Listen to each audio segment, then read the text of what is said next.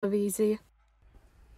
Ko darīt, ja telpaugi ziemā sākuši nīkuļot, ieplīsis auskars, no zeķes pretim raugās caurums, bet ikdienā tik nepieciešamā tehnika sākusi niķoties?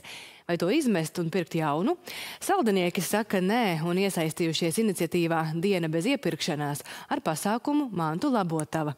Īsā laikā tā pierādīja, ka šāda iespēja ir nepieciešama. Turpina Ieva Benefelda no Skrundas televīzijas. Man tur ir papīriņš iestrēgts. Viņa tikai tur iztīrīt un būs labi, es domāju. Inta Ķikure saldū rīkotajā Mantu Labotavā iegriezusies ar papīra smalcinātāju, kas izgājis no ierindas.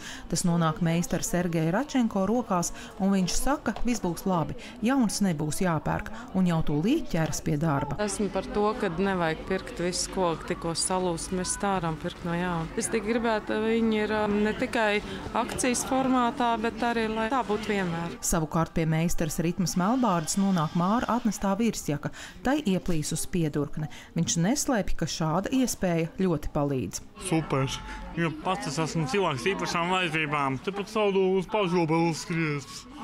Nejauši. Kam negadās saplēst? Tur mēs izdarīsim to, ka mēs uzliksim uz šos emblēmiņu virsū, jo neilons, viņš ir ļoti plāns. Un salāpīt viņu kā tādu nav iespējams. Pavisam Mantu Labotavā ir vairāki meistari, kas piekrituši brīvprātīgi cilvēkiem palīdzēt, gan pamācīt, kā saplīsušo salabot, vai paši dienas laikā bojājumu novērš. Šūšanas un lāpīšanas darbos neaizstājams ir Druvas amatnieku centra rokdarbnieces, iesaistīti arī kolēģi un radinieki ar zelta rokām. Ziemassvētki jau ir tas laiks, kad notiek tie brīnumi. Un, ja tu vari palīdzēt kādam, man liekas, ka tas ir diezgan labi.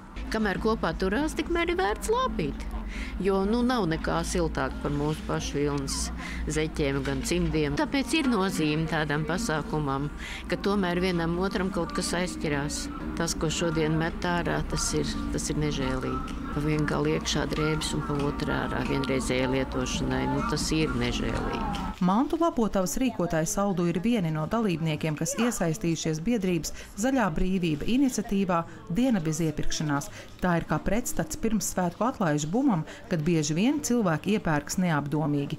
Pavisam aicinājumam atsaukušās 90 dažādu iedzīvotāju grupas no visas Latvijas. Arī rīkotie pasākumi ir atšķirīgi. Šādi eksperimentālie projekti, viņi vairāk ir kā tāds plastelīns. Mēs atnākam ar vienu domu.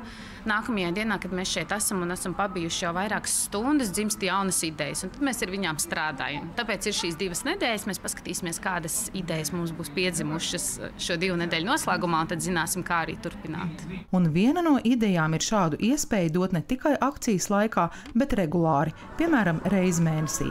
Ieva Benefelda, Alans Perševics, Skrundas televīzija.